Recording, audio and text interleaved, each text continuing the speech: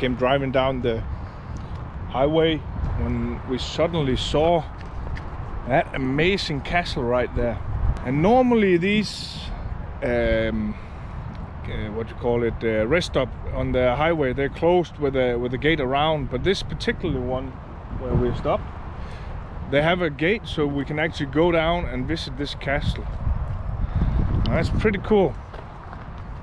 And it looks like this is an area that has been hit by some of the summer fires that was very prevalent down here in the south of France, because oh yeah, everything's burnt to bits here. You see, all this was a forest, and they've been cutting down all the burnt trees. So it's been a pretty hot summer down here.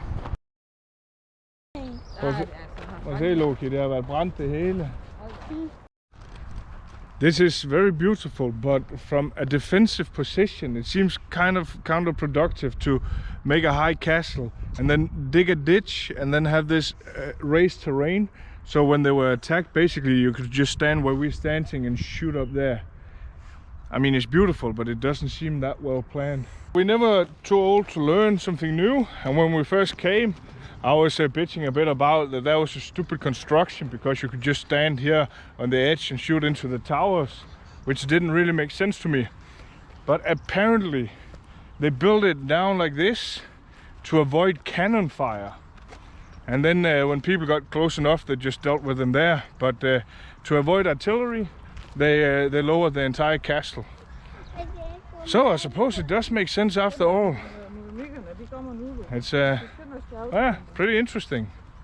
We paid to visit a very beautiful museum, and all they want to do is talk with the kitty cat.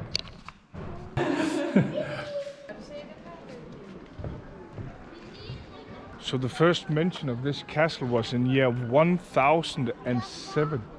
So it was a defense post to fight off France, which we gotta conclude it didn't work very well, because we are in France right now.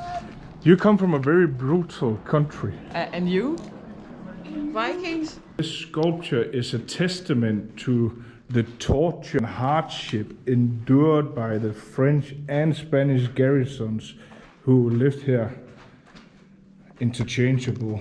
So down there in the basement there was room for 300 horses, and the garrison itself would keep 1,500 men. In 1659, after the Pyrenees Treaty, which pushed the French-Spanish border back to the Pyrenees, this was turned into a prison, which is actually the first thought I got when I walked in here, was this looks a lot like a prison. And basically since 1886 it's been a historical heritage. So Freya, you don't understand now, but when you're a grown woman, you will know that you are lying in an ancient castle crying for milk.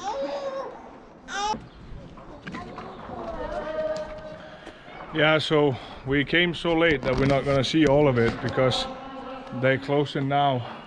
There's a guy running around screaming. Come, Loki. So instead of having like a modern system with speakers or something saying they're close, they just have this guy going around screaming, "We are closing!"